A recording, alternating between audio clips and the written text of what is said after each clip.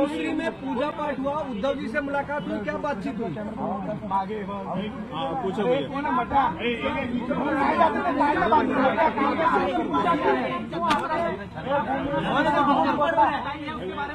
अरे बोलूंगा दरी। देखिए, हम सब लोग हिंदू धर्म के, सनातन धर्म के पालन करने वाले लोग हैं। हमारे यहाँ पुण्य पाप की भावना बताई गई है। सबसे बड़े पाप गौ घात आदि बताए गए हैं, लेकिन उससे भी बड़ा घात विश्वासघात बताया गया है। आपके जो उद्धव ठाकरे जी हैं, इनके साथ विश्वासघात हुआ है और इसी बात की पीड़ा बहुत सारे लोगों के मन में है।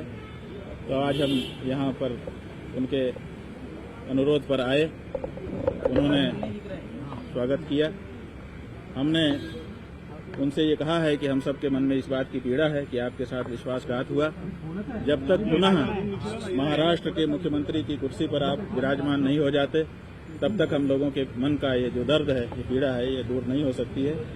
तो उन्होंने कहा है कि जैसा आप लोगों का आशीर्वाद होगा हम करेंगे।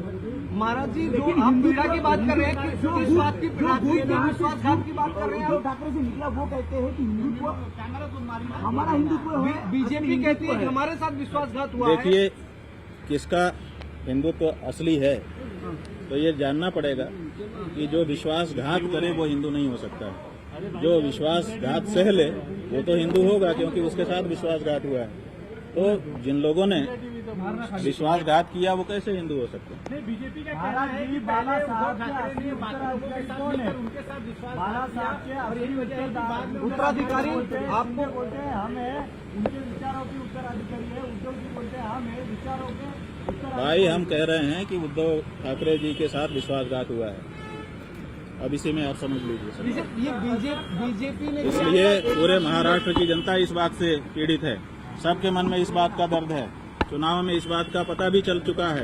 अब तो ये बात प्रमाणित हो चुकी है कि महाराष्ट्र की जनता इस बात को मानती है कि उद्धव ठाकरे जी के साथ विश्वासघात हुआ है, और ये ठीक नहीं है। ये जनता का भी अनादर है। जनता जिसके लिए बहुमत देती है उसको उसके समय तक के लिए बनाए रखना चाहिए। बीच में सरकार को तोड़ देना और बीच में जनमत का अनादर करना, ये अच्छी चीज नहीं है।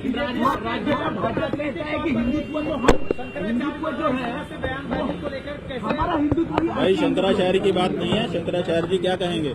जो सच होगा तो वही तो कहेंगे। हमें राजनीति से लेना देना नहीं है, लेकिन विश्वासघात तो हमारे यहाँ पाप बताया गया है। ये तो धर्म का मामला है ना, पाप और पुण्य। और इस बारे में कौन बोलेगा? राजनेता बोलेगा। इस बारे में तो धर्माचारी ही बोलेगा। महाराज जी, जो पूजा हुई मातोश्री में, किस चीज की पूजा पाठ हुई, उद्धव जी को क्या आशीर्वाद? ये हमारे यहाँ परंपरा है कि जब गुरुजन पधारते हैं तो उनकी पादुकाओं की पूजा की जाती है, और उसी का विधि विधान के साथ पालन उद्धव ठाकरे जी ने सपरिवार किया। एक आखिरी सवाल, जो केदारनाथ दिल्ली में बन रहा है, प्रतीकात्मक केदारनाथ मंदिर बन रहा है दिल्ली में, उस पर क्या कहना है? देखिए, प्रतीकात्मक केदारनाथ नहीं बन सकता है। हमारे यहाँ शिव पुराण में 12 ज्योतिर्लिंग का व्याख्यान किया गया है। बताया गया है कि 12 ज्योतिर्लिंग होते हैं। 12 ज्योतिर्लिंगों के जहाँ नाम बताए गए हैं वहीं पर उनका पता भी बता दिया गया है। और ये कहा गया है, जैसे सौराष्ट्र सोमनाथम, पहले कहा सौराष्ट्र माने पता, उसके बाद कहा सोमनाथ। उसी तरह से केदारम हिमवत पृष्ठे, जो केदार है वो हिमालय के पृष्ठभाग में है, माने हिमालय में केदार है। तो आप दिल्ली में कहाँ से ला के रख दोगे केदार को? जब पता साफ साफ बताया गया है कि ये यहाँ लोकेटेड है, तो आप उसका लोकेशन क्यों बदलना चाहते हैं? क्यों जनता को भ्रम में डालना चाहते हैं? आप भगवान के 1000 नाम है, किसी नाम से स्थापना करके पूजा करिए, लेकिन केदारनाथ धाम दिल्ली में बनेगा, ये अनधिकार चेष्टा है और ये नहीं होना चाहिए। क्या इसके पीछे राजनीतिक वजह है? भाई, बहुत सारी राजनीतिक वजह हैं। हमारे सभी जो हमारे